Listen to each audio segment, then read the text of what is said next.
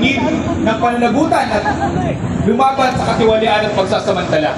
Pinatunayan ng kasaysayan maging sa ating bansa na may magagawa ang sama-samang pagkilos. Dito takot na takot ang mga mapang-abuso. Sinasabi ang kabataan ang pag-asa ng bayan. Kami ang magmamana ng lipunan, kaya dapat tumulong kami sa paghubog ng kinabukasan nito sa kasalukuyan. Ito ang ating dakilang misyon, ang lumikha ng lipunang tunay na malaya, pinaghaharian ng pag-ibig at may kapayapaang nakabatay sa hustisya. Mabuhay ang sabay ng patuloy na lumalaban. Mga kasama, ako si Luke Espiritu, Pangulo ng Bukluran ng Manggagawang Pilipino.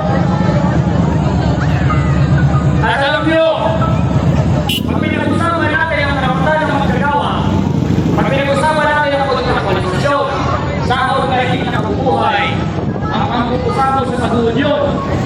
Alam nyo na kamag-anak ng mga magnanakaw ang lumalabag sa karapatan ng manggagawa.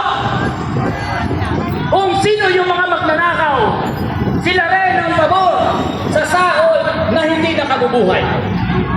Kung sinong kapatan, sila rin ang pabor sa kontraktualisasyon. Sila rin ang lumalabag sa karapatan ng kapatan. Dahil alam niyo ba, yung pinaglaban ng lahat, ang mga grupo ng mga manggagawa, simula ng 19 Congress na nagkakasahod, noon magkakuma sila. Sahod sa representative, 200 pesos. Kasi namin isang piso. Alam niyo kung sinong araw, inanan, ibang Marcos na magnanakaw! Alam niyo kung sinong bumakas sa security of Pedro Law, good lang, 2017, 2018, 2019, hinalang ni Rodrigo Duterte siyang sangkot sa pagkakatan kontrol skandal simula pa noong panahon ng kanyang termino kung saan si Vizcaya ay creation mismo ng rehimen ni Duterte.